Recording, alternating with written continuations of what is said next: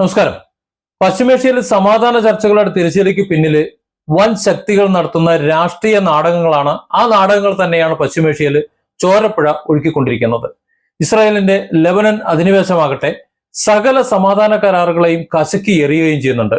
പശ്ചിമേഷ്യ വീണ്ടും പുകഞ്ഞ് പുകഞ്ഞ് കത്തിക്കൊണ്ടിരിക്കുമ്പോൾ ലോകം സാക്ഷ്യം വഹിക്കുന്നത് അന്താരാഷ്ട്ര രാഷ്ട്രീയത്തിലെ ഏറ്റവും വഞ്ചനാപരമായ ഇരട്ടത്താപ്പുകൾക്കാണ്. ഒരു വശത്ത് വൈറ്റ് ഹൗസിലിരുന്ന് സമാധാനത്തിന്റെ വെള്ളരിപ്രാവുകളെ പറത്താൻ നോക്കുകയും യുദ്ധം താൻ അവസാനിപ്പിച്ചു, താൻ ജയിച്ചു എന്നൊക്കെ റാലികളിൽ വമ്പ് പറയുകയും ചെയ്യുന്ന അമേരിക്കൻ പ്രസിഡന്റ് ഡൊണാൾഡ് ട്രംപ്, മറുവശത്ത് ഇതേ അമേരിക്കയുടെ തണലിലും നിശബ്ദ പിന്തുണയിലും ലെബനോനെ ചോരയിൽ മുക്കുന്ന ഇസ്രായേലിന്റെ നെതന്യാഹു ഭരണകൂടം, മനുഷ്യജീവനുകളെ വെറും പകടക്കരുക്കളാക്കുന്ന ഈ വൻ ശക്തികളുടെ കള്ളക്കളി ഇനി വെച്ചു പൊറുപ്പിക്കാൻ കഴിയാത്ത വിധം ക്രൂരമായി മാറിയിരിക്കുകയാണ്. അമേരിക്കൻ പ്രസിഡന്റ് ഡൊണാൾഡ് ട്രംപിന്റെ രാഷ്ട്രീയ തന്ത്രങ്ങൾ എപ്പോഴും സ്വന്തം പ്രതിച്ഛായ വർദ്ധിപ്പിക്കാനും വോട്ട് ബാങ്ക് ഭദ്രമാക്കാനും മാത്രമുള്ളതാണ് എന്ന് ഈ യുദ്ധം വീണ്ടും വീണ്ടും തെളിയിച്ചുകൊണ്ടിരിക്കുകയാണ്. ഞങ്ങൾ ഇറാനുമായി യുദ്ധം അവസാനിപ്പിച്ചു, ഞങ്ങൾ ഇത് വിജയിച്ചു, ഇടയ്ക്കിടയ്ക്ക് ട്രംപ് ഇങ്ങനെ പറഞ്ഞുകൊണ്ടിരിക്കും, പരസ്യമായി അവകാശപ്പെട്ടുകൊണ്ടിരിക്കും.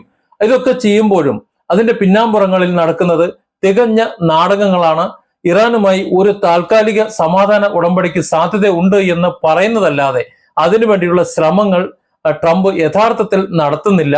ട്രംപിന് ആഗ്രഹമില്ല എന്ന് വേണം ഒരുപക്ഷെ ഇതിൽ നിന്നൊക്കെ വായിച്ചെടുക്കാൻ. ഇറാന്റെ ഔദ്യോഗിക മാധ്യമങ്ങൾ ഒരു സമാധാന ഉടമ്പടിക്ക് സാധ്യത ഉണ്ട് എന്ന് റിപ്പോർട്ട് ചെയ്യുമ്പോൾ അത് വെറും വ്യാജ വാർത്തയാണെന്ന് തള്ളിക്കളയാനാണ് ട്രംപ് ശ്രമിക്കുന്നത്. എന്നാൽ യാഥാർത്ഥ്യം മറ്റൊന്നാണ്.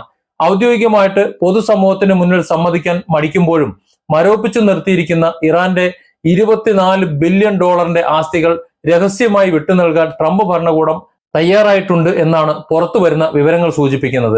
ഒരു വശത്ത് ഇറാന്റെ എണ്ണപ്പാടങ്ങൾ പിടിച്ചെടുക്കുമെന്നും വൻ ആക്രമണം നടത്തുമെന്നും ഭീഷണിപ്പെടുത്തുക, തൊട്ടു പിന്നാലെ സ്വന്തം രാഷ്ട്രീയ നേട്ടത്തിനായി സമാധാന ചർച്ചകൾ പൂർത്തിയായി എന്ന് പ്രഖ്യാപിക്കുക. ഈ രാഷ്ട്രീയ നാടകം വെസ്റ്റ് ഏഷ്യയിലെ നിരപരാധികളായ മനുഷ്യരോട് ചെയ്യുന്ന ഏറ്റവും വലിയ ചതിയാണ്.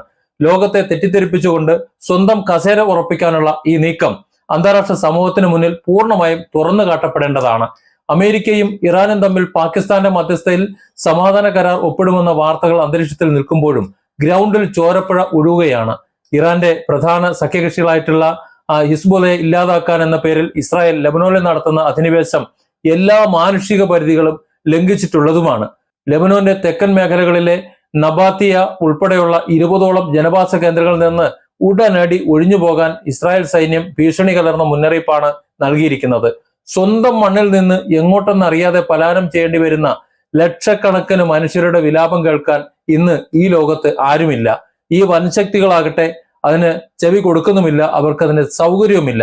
ലോകത്തിന്റെ സമാധാനത്തിന്റെ വെള്ളരിപ്രാവുകൾ എന്ന് വീമ്പിളക്കി നടക്കുന്ന മറ്റു ലോകരാജ്യങ്ങൾക്ക് ഈ വിഷയങ്ങൾ കേൾക്കുന്നതിനോ അതിൽ ഇടപെടുന്നതിനോ ഒട്ടും താല്പര്യവുമില്ല. കാരണം മറുവശത്ത് ഇസ്രായേലും അമേരിക്കയുമാണ്.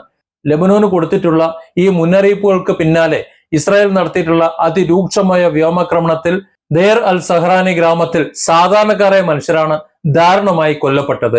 ഇതേ മേഖലയിലൂടെ സഞ്ചരിക്കുകയായിരുന്ന ലെബനോൻ ഔദ്യോഗിക സൈന്യത്തിന് നേരെ പോലും ഇസ്രായേൽ ഡ്രോണുകൾ ബോംബെറിഞ്ഞ് സൈനികനെ മാരകമായി പരിക്കേൽപ്പിച്ചിരിക്കുന്നു.